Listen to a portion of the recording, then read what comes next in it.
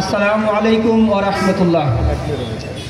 ইসলামী যুব আন্দোলন দেবীগঞ্জ উপজেলা শাখা কর্তৃক আয়োজিত আজকের এই ইসলামী যুব আন্দোলন নবম প্রতিষ্ঠা বার্ষিকী উপস্থিত দেবীগঞ্জ মাটি ও মানুষের বন্ধু, ইসলামী শ্রমিক আন্দোলন বাংলাদেশের সংগ্রামী সভাপতি, ইসলামী শ্রমিক আন্দোলন বাংলাদেশ পঞ্চগড় জেলা শাখার সংগ্রামী সভাপতি ও পীর সাহেব চরমনাই মনোনীত পঞ্চগড় 2 আসনের মাটি ও মানুষের বন্ধু আলহাজ কামরুল হাসান প্রধান ভাই সহ মঞ্চ উপস্থিত ইসলামী আন্দোলন, ইসলামী যুব আন্দোলন, ইসলামিক শ্রমিক আন্দোলনের বিভিন্ন দায়িত্বশীল সহ আমার সামনে উপস্থিত বিভিন্ন পেশার ভাই ও বন্ধুরা, সবাইকে জানাই ইসলামী যুব আন্দোলন বাংলাদেশ পঞ্চগড় জেলা শাখার পক্ষ থেকে আন্তরিক শুভেচ্ছা ও অভিনন্দন।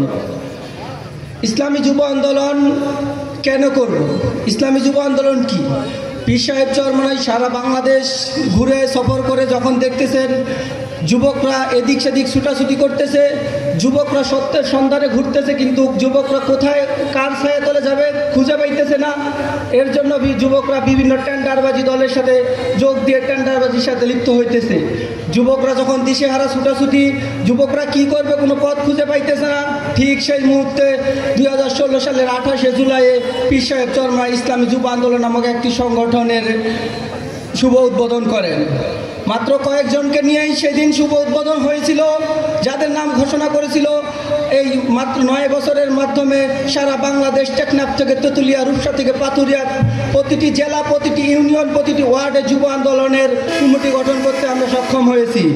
প্রিয় উপস্থিতি, আমি আপনাদেরকে বলবো, আসুন ইসলামী যুব আন্দোলনের ছায়াতলে এসে দেশ ও মানবতার পক্ষে কাজ করেন।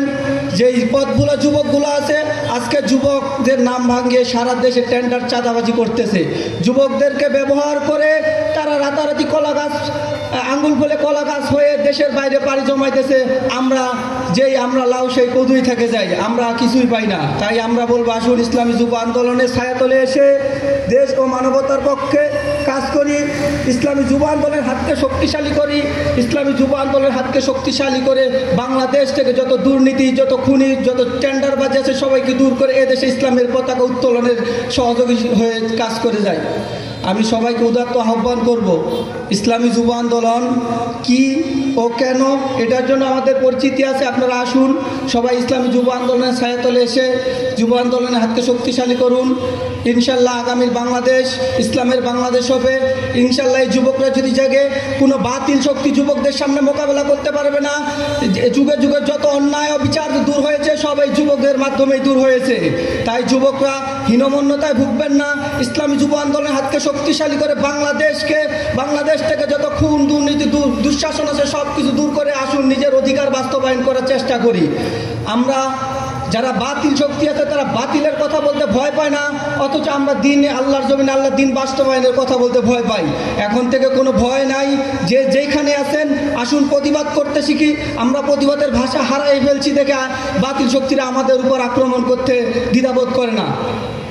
আমি তাই সবাইকে উদাত্ত আহ্বান করব, দেশ ও মানবতা রক্ষার ক্ষেত্রে আপনার আশেপাশে যত যুবক আছে সবাইকে ইসলামী যুব আন্দোলনের ছায়াতলে আসার জন্য আহ্বান করেন। ইসলামী যুব আন্দোলনে এসে বাংলাদেশ সহ তামাম বিশ্বে দিন ইসলামে দাওয়াত পৌঁছে দেওয়ার চেষ্টা করার তৌফিক যেন আল্লাহ পাক আমাদেরকে দান করেন। সবাই বলে আমিন।